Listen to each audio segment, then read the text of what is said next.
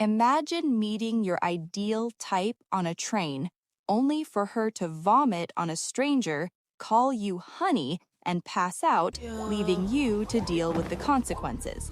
That's how Kyung-woo's life is thrown into chaos. What begins as an awkward encounter quickly spirals into a whirlwind of high-heeled chases, public humiliation, unexpected jail time, and emotional confusion, all orchestrated by a woman who is as unpredictable as she is captivating. She's bold, aggressive, and completely unapologetic, yet beneath her sharp edges lies a quiet, devastating sadness. Is she a walking disaster, or someone fate refuses to let him ignore? The story opens on a quiet hill beneath a lone tree, where Kyung-woo stands alone, reflecting on a promise made 2 years earlier. A time capsule lies buried,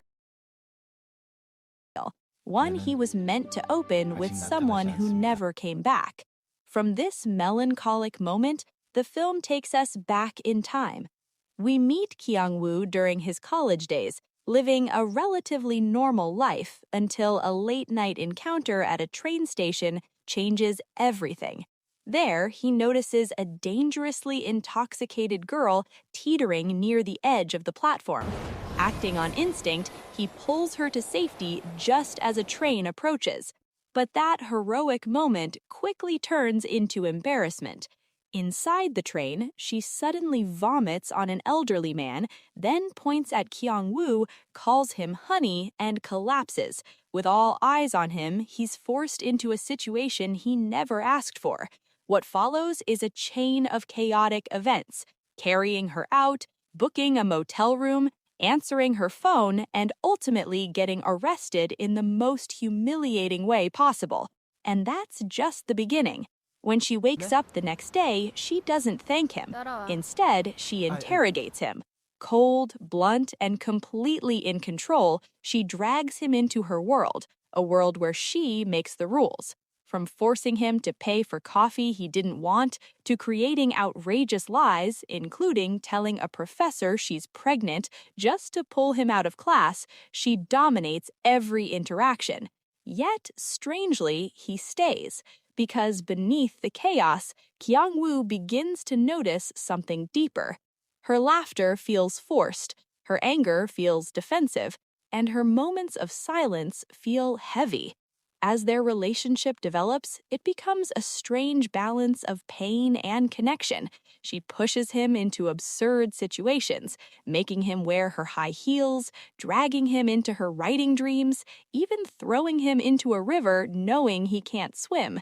Yet she's also the one who pulls him back to safety.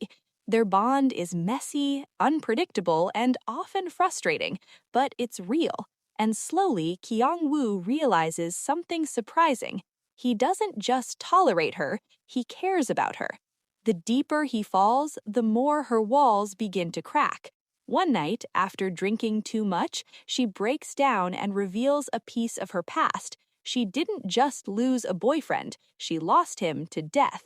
The pain she carries isn't from heartbreak, it's from grief.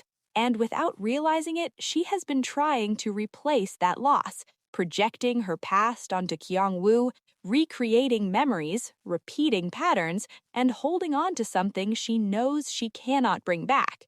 This revelation changes everything. What once seemed like toxic behavior now feels like unresolved pain. What once felt like chaos now feels like a cry for healing. Despite their growing connection, she refuses to love him, not because she doesn't feel anything, but because she feels too much. She knows she isn't ready, so instead of holding on, she asks for time. Together, they return to the hill beneath the lone tree and bury letters in a time capsule, promising to reunite in 2 years. It's a quiet goodbye, one filled with hope, uncertainty, and unspoken love. Kyung-woo spends those years rebuilding himself. He channels his emotions into writing, telling their story to the world. Eventually, his work gains recognition, turning their chaotic love into something meaningful. But when the day finally comes, she doesn't show up. Days turn into weeks, hope slowly fades, and when he finally reads her letter, the truth becomes clear. She needed time, not to forget him, but to let go of the past, and if she didn't return, it meant she hadn't succeeded. Years later, she finally comes back. By then, the tree has been destroyed and replaced, quietly rebuilt by someone who couldn't bear the thought of her heartbreak. That someone was Kyung-woo, but he's no longer there. Just when it feels like their story has truly ended, fate intervenes one last time. In a twist of destiny, she is introduced to someone new by her late boyfriend's mother, and that someone is Kyung-woo. This time, there's no chaos, no running, no pretending, just silence, recognition, and tears. As they sit across from each other, everything they've been through comes rushing back, not as pain, but as understanding, and finally, their hands reach out and gently intertwine. In the end, this isn't just a love story about fate, it's about timing, it's about healing, it's about learning when to hold on and when to let go. Because some people don't come into your life to stay forever. They come to change you, so that when love returns, you're finally ready for it. If this story moved you, it's because it speaks to something real. Love isn't always perfect. Sometimes it's chaotic, painful, and confusing. But when it's meant to be, it finds its way back, and when it does, it feels different. Enjoy deeply emotional stories where love,